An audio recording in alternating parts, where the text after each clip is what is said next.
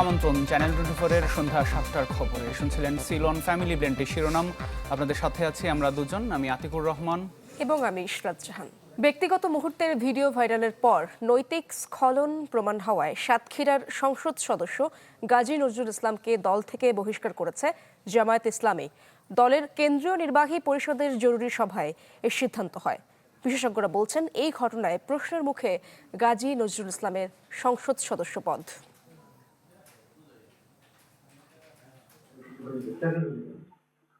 সাতক্ষীরা ৪ আসনের জামায়াতে ইসলামী সংসদ সদস্য গাজী নজরুল ইসলামের ব্যক্তিগত ভিডিও ছড়িয়ে পড়লে দেশ জুড়ে ব্যাপক সমালোচনা ও তীব্র প্রতিক্রিয়া দেখা দেয়। যদিও এ নিয়ে গাজী নজরুল ইসলাম নিজের ফেসবুক অ্যাকাউন্টে একটি ব্যাখ্যা দেন। সাথে থাকা নারীকে নিজের দ্বিতীয় স্ত্রী দাবি করেন। প্রথম স্ত্রী ও দ্বিতীয় স্ত্রীর পক্ষ থেকেও আসে ভিডিও বার্তা, যা ঘিরে বাড়তে থাকে বিতর্ক, আরও তীব্র হয় সমালোচনা। নজরুল ইসলামের বিরুদ্ধে তাৎক্ষণিক তদন্তের সিদ্ধান্ত জানিয়ে বিবৃতি দেয় জামায়াত ইসলামী। অবশেষে সমালোচনার মুখে দলের কেন্দ্রীয় নির্বাহী পরিষদের জরুরি সভায় গাজী নজরুল ইসলামকে জামায়াত ইসলামী থেকে স্থায়ীভাবে বহিষ্কারের সিদ্ধান্ত হয়। দলের সহকারী সেক্রেটারি জেনারেল হামিদুর রহমান আজাদ জানান, নৈতিকতা ও ইসলামী মূল্যবোধের বিরুদ্ধে কোনো আপোষ করবে না জামায়াত।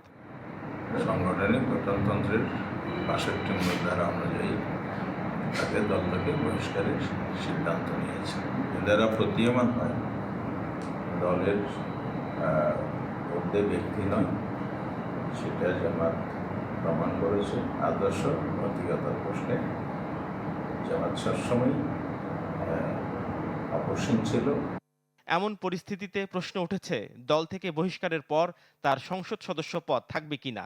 নির্বাচন বিশ্লেষক ও আইনজীবীরা জানান, দলীয়ভাবে স্পিকারের কাছে সংসদ সদস্য পদ শূন্যের আবেদন করতে পারে জামাত।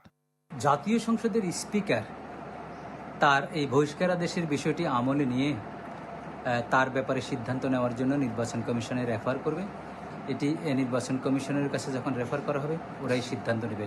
পদেই না থাকে তখন স্পিকার মহোদয়ের কাছে দল জানালে ওটা শূন্য ঘোষণা করবে। তারপরে ইলেকশন কমিশন কি গেজেট নোটিফিকেশন সংসদ সচিবালয়ে করে পাঠালে ইলেকশন কমিশন এটাতে ইলেকশন করবে। নির্বাচন কমিশনার মোহাম্মদ আনোয়ারুল ইসলাম সরকার জানান, জামায়াত ইসলামী থেকে বহিষ্কারের চিঠি পেলে আইন দেখে ব্যবস্থা নেওয়া হবে। দলীয় শাস্তির পর সাংবিধানিক বাস্তবতা কি হবে তা নির্ভর করছে জামায়াত ইসলামী কি চায় তার উপর। নাফিউল ইসলাম লিংকন, চ্যানেল 24, ঢাকা। এদিকে গাজী নজরুল ইসলামের বিরুদ্ধে নিজ জেলা সাতক্ষীরায় বিক্ষোভ ও মানববন্ধন হয়েছে। বাগেরহাটের মোংলায় তার কুশপুত্তলিকা পুড়িয়েছে স্থানীয় বিএনপি ও অঙ্গ সংগঠনের নেতাকর্মীরা। এ সময় নজরুল ইসলামের শাস্তির দাবি জানান তারা।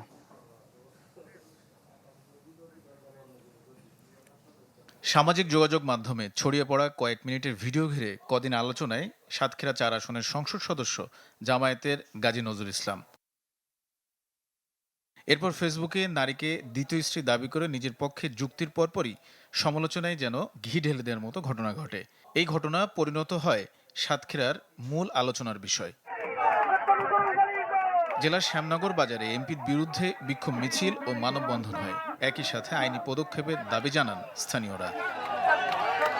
মগবাজারের মতন হোটেলে যিনি অনৈতিক কাজে ধরা খায়, আমরা সেই প্রতিনিধিকে শ্যামনগরবাসীর পক্ষ থেকে অবঞ্চিত ঘোষণা করলাম। গাজী নজরুল ইসলাম আমাদের পুরো শ্যামনগরবাসীকে কলঙ্কিত করেছে দেশবাসী এবং সারা বিশ্বের কাছে। এই ধর্ষকের শ্যামনগরে আর জায়গায় দিতে চাই না। আমরা এই ধর্ষকের পদত্যাগ চাই এবং প্রধানমন্ত্রীর কাছে আমরা এই দাবি জানাই। একই দাবিতে বাগেরহাটের মোংলায় বিক্ষোভ করেছেন স্থানীয় বিএনপি ও অঙ্গ সংগঠনের নেতাকর্মীরা। পোড়ানো হয় কুশপুত্তলিকা।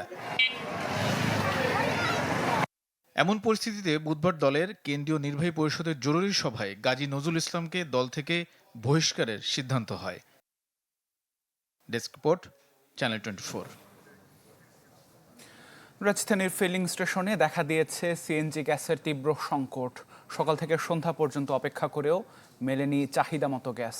এবং এ ব্যাপারে জ্বালানি ও খনিজ সম্পদ মন্ত্রী জানান, দুর্ঘটনায় একটি এলএনজি টার্মিনাল ক্ষতিগ্রস্ত হওয়ায় সরবরাহ কমেছে। দুদিনের মধ্যেই সংকট সমাধানের আশা করেন মন্ত্রী। মাইলের পর মাইল গাড়ির দীর্ঘ সারি, ফিলিং স্টেশনগুলোতে সিএনজি গ্যাস সংগ্রহে দিনভর এমন অপেক্ষা। সপ্তাহখানেক ধরেই ফিলিং স্টেশনগুলোতে সিএনজি সরবরাহের সংকট চলছে, যা তীব্র হয়েছে বুধবার। দীর্ঘ 7 থেকে 8 ঘন্টা লাইনে দাঁড়িয়েও গ্যাস পাননি চালকরা। বিগত 2 সপ্তাহ যাবৎ আমাদের এই সমস্যা আজকে একেবারেই বন্ধ। মোয়াখালীতে যতগুলো পাম্প আছে সবগুলোই বন্ধ। আজকে 1টা পর্যন্ত দেওয়া হয়েছে, এরপরে বন্ধ। এবার লাইনে টোটালে গ্যাস নাই। রাজধানীর প্রায় সব ফিলিং স্টেশনের চিত্র একই রকম। একাধিক স্টেশনে ঘুরেও গ্যাস না পেয়ে হতাশ তারা। 6:30 আসছি গ্যাস নিতে, এখনো এখানে আছি অপেক্ষায়, কখন পাবো ঠিক নাই। 8 ঘন্টা যাবত এখন আমি পাম্পের কাছেও আসতে পারি না, গ্যাস নাই লাইনে, কখন পাবো জানি না। জ্বালানি ও খনিজ সম্পদ মন্ত্রী বলছেন, দুর্ঘটনায় একটি এলএনজি টার্মিনাল ক্ষতিগ্রস্ত হওয়ায় ব্যাহত হচ্ছে গ্যাসের স্বাভাবিক সরবরাহ। শীঘ্রই এই সংকট কেটে যাবে বলে আশা তার। মাত্র 2টো এফএসআরও কাজ করে, গতকালকে একটা এফএসআর আগুন লেগে গেছে। লাকিলি আমার এলএনজির জাহাজ ভিড়তে যে সরে গেছে, নাহলে তো বিশাল বড় একটা অ্যাক্সিডেন্ট হয়ে যেত। এখন আজকে এলএনজি আমরা দিতে পারিনি, আমার প্রেশার ফল করে গেছে গ্যাসের। দৈনিক গ্যাসের চাহিদা অনুপাতে সরবরাহ বাড়াতে সরকার কাজ করছে বলেও জানান মন্ত্রী। শফি মাহমুদ সাগর, চ্যানেল 24, ঢাকা। প্রায় 10,000 কোটি টাকা ব্যয় বাড়িয়ে অনুমোদন পেল সংশোধিত ঢাকা আশুলিয়া এলিভেটেড এক্সপ্রেসওয়ে প্রকল্প। একই সাথে মেয়াদ বেড়েছে আরও 5 বছর। একনেক সভায় 14,041 কোটি টাকার 8টি প্রকল্পের অনুমোদন দেওয়া হয়। এ সময় প্রকল্পে দীর্ঘসূত্রতা ও ব্যয় বৃদ্ধির কারণ খুঁজতে তদন্তের নির্দেশ দেন একনেক সভাপতি ও প্রধানমন্ত্রী তারেক রহমান। রাজধানীর যানজট এড়িয়ে বিমানবন্দর থেকে সাভার ইপিজেড পর্যন্ত স্বস্তি যোগাতে 2017 সালে শুরু হয় ঢাকা আশুলিয়া এলিভেটেড এক্সপ্রেসওয়ে প্রকল্প। 5 বছরে কাজ শেষ হওয়ার কথা থাকলেও পেরিয়ে গেছে 9 বছর। প্রকল্প পরিণত হয়েছে সেতুহস্তিতে। সেতুহস্তি থেকে মুক্তির পথ এ সরকার আবার খুঁজে পেল প্রকল্পের মেয়াদ ও অর্থ বৃদ্ধির মাধ্যমে। পরিকল্পনা অনুযায়ী কাজের তো পরিবর্তন হয়েছেই, সাথে সময়ও বাড়ছে আরও 5 বছর। অর্থাৎ এই অঞ্চলের মানুষের পোহাতে হবে উন্নয়নের বিড়ম্বনা। আর ব্যয় বেড়েছে প্রায় 10,000 কোটি টাকা। অথচ সভায় প্রকল্পের দীর্ঘসূত্রিতা কমানো আর বাস্তবায়নের যৌক্তিক সময় নির্ধারণের বিষয়ে নির্দেশনা আসে খোদ প্রধানমন্ত্রীর কাছ থেকে। ডলারের পরিবর্তনের কারণেই আবার কতগুলো ভ্যাট ট্যাক্স সহ বেশ কিছু পরিবর্তনের জায়গা আছে। আর 5টার ক্ষেত্রে এখানে নতুন একটা অঙ্গ সংযোজন হয়েছে। মাননীয় প্রধানমন্ত্রী এই বিষয়ে আবারও নির্দেশনা দিয়েছেন যে প্রকল্প বাস্তবায়নের এই বিষয়টিকে কত যৌক্তিক করা যায় সময়ের দিক থেকে। এদিকে অতিবৃষ্টি, প্রাকৃতিক দুর্যোগ কিংবা দীর্ঘদিনের রক্ষণাবেক্ষণের অভাবে গ্রামীণ এলাকার যোগাযোগ কাঠামো পড়ে ক্ষতির মুখে। ভেঙে পড়ে সরবরাহ ব্যবস্থা, ক্ষতির মুখে পড়ে সার্বিক অর্থনীতি। এমন পরিস্থিতি থেকে উত্তরণে এবার 2,000 কোটি টাকা ব্যয়ে পল্লী সড়ক রক্ষণাবেক্ষণ ও কর্মসংস্থান প্রকল্প হাতে নিয়েছে সরকার। সম্পূর্ণ সরকারি অর্থায়নে প্রকল্পটি বাস্তবায়ন করবে স্থানীয় সরকার বিভাগের আওতায় স্থানীয় সরকার প্রকৌশল অধিদপ্তর এলজিইডি। বাস্তবায়নের সময় ধরা হয়েছে 3 বছর।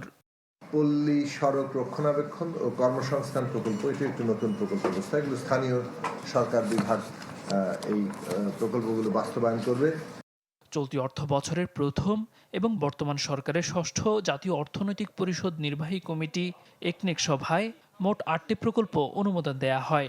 এসব প্রকল্প বাস্তবায়নে মোট ব্যয় ধরা হয়েছে 14,041 কোটি 21 লাখ টাকা। দিলওয়ার দোলন, চ্যানেল 24, ঢাকা।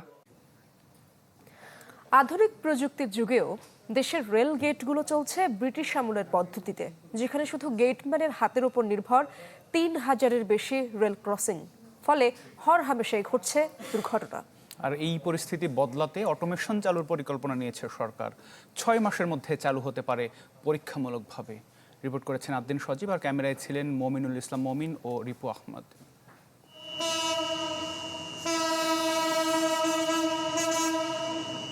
রেলের নষ্ট সিগন্যাল বাতিতে এখন পাখির বাসা।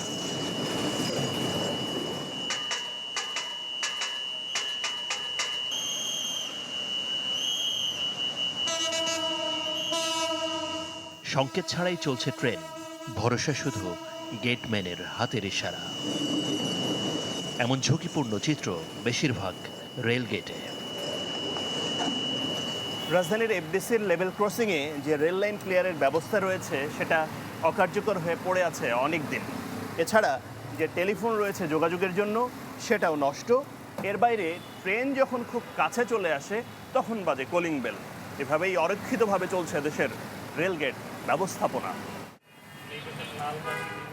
ফলে প্রতি মুহূর্তেই সতর্ক থাকতে হয় গেটম্যানদের। ট্রেন দেখলেই তড়িঘড়ি করে ফেলেন ব্যারিকেড। এতে হরহামেশাই ঘটে দুর্ঘটনা। রেলওয়ে পুলিশের তথ্য বলছে গত 10 বছরে সারা দেশে লেভেল ক্রসিংয়ে দুর্ঘটনায় প্রাণ হারিয়েছেন 3600 মানুষ।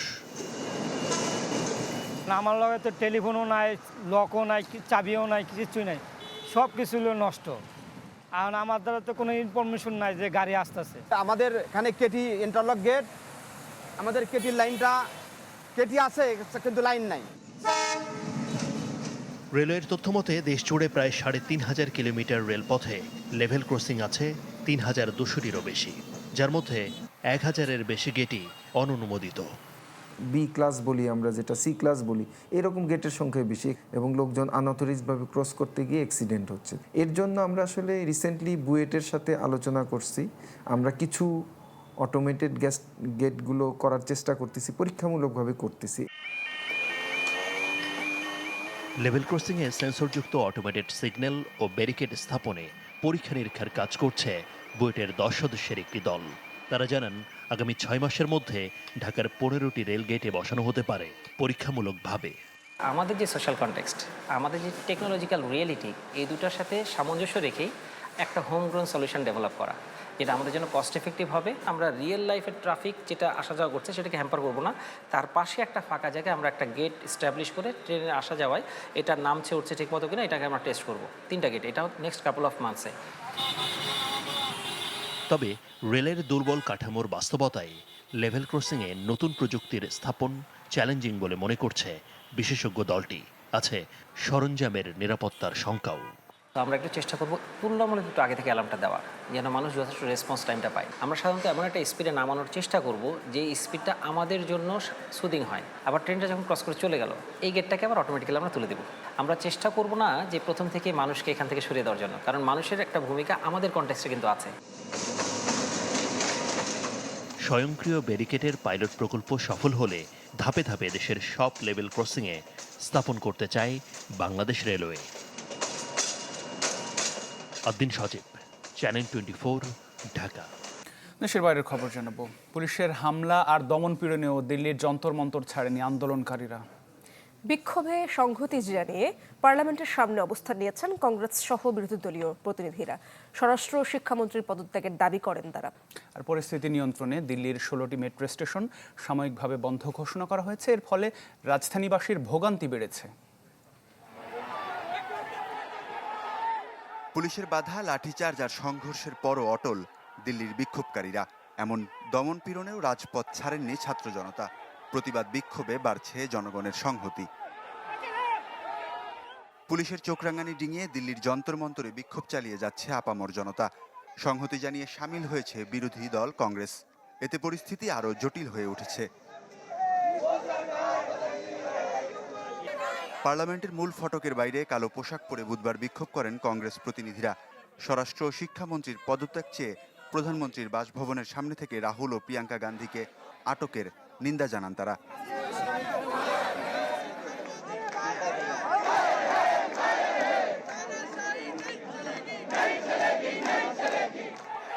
সবচেয়ে বড় জেনজি বিক্ষোভের মুখে টানা 1 যুগ ক্ষমতায় থাকা বিজেপি সরকার সংসদের উভয় কক্ষে আলোচনায় বসতে রাজি হয়েছে। বৈঠকের পর পরবর্তী সিদ্ধান্ত নেবেন স্পিকার। এদিকে 25 দিন ধরে অনশনে থাকা গুরুগ্রামের মেদান্ত হাসপাতালে চিকিৎসাধীন সোনাম ওয়াংচুকের সাথে দেখা করেছেন কেন্দ্রীয় স্বাস্থ্যমন্ত্রী জেপি নাড্ডা। আইন শৃঙ্খলা পরিস্থিতি অবনতির শঙ্কায় 16টি গুরুত্বপূর্ণ মেট্রো স্টেশন সাময়িক বন্ধ রাখার ঘোষণা দিয়েছে দিল্লির রেল কর্পোরেশন। এতে ভোগান্তি বেড়েছে অফিস যাত্রী, শিক্ষার্থী ও সাধারণ মানুষের। মেডিকেল পরীক্ষার প্রশ্ন ফাঁস ও শিক্ষা সংস্কারের দাবিতে ককরোচ জনতা পার্টির আন্দোলনে পুলিশের হামলা রূপ নেয় সহিংসতায়। এতে দেশজুড়ে ছড়িয়ে পড়ে ক্ষোভ। ওয়ালিউল্লাহ ফারুক, চ্যানেল 24। বস্ত্রশিল্পের সমস্যা পর্যালোচনা ও সমাধানে উচ্চ পর্যায়ের কমিটি করে দিয়েছেন প্রধানমন্ত্রী তারেক রহমান। আশ্বাস দিলেন এ খাতের উন্নয়নে সরকারি সহযোগিতা দেওয়ার। সচিবালয়ে তার সাথে সৌজন্য সাক্ষাৎ করেন বাংলাদেশ টেক্সটাইল মিলস অ্যাসোসিয়েশনের নেতারা। আলোচনা করেন বস্ত্রশিল্পের বর্তমান পরিস্থিতি ও রপ্তানি সম্ভাবনা নিয়ে। খাতটির টেকসই উন্নয়নে সরকারের সহযোগিতাও চান তারা। আন্তর্জাতিক বাজারে সক্ষমতা বাড়াতে নীতিগত সহায়তা কামনা করেন সরকার প্রধানের কাছে।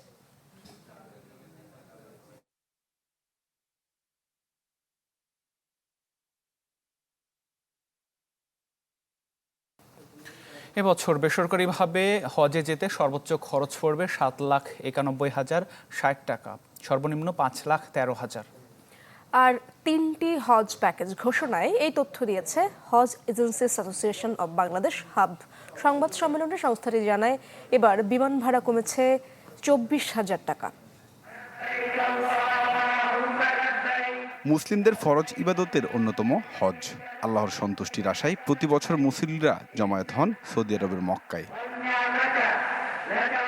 সরকারি প্যাকেজ ঘোষণার পরদিন বেসরকারিভাবে 3টি হজ প্যাকেজের ঘোষণা করল এজেন্সিগুলোর সংগঠন হাব। এই যে সাংবাদিক সম্মেলনের রাজধানীর নয়াপল্টনে সংবাদ সম্মেলনে জানানো হয় এবার হজের সর্বোচ্চ খরচ পড়বে 7,91,060 টাকা আর সর্বনিম্ন 5,13,000 টাকা। মিনা জোন 5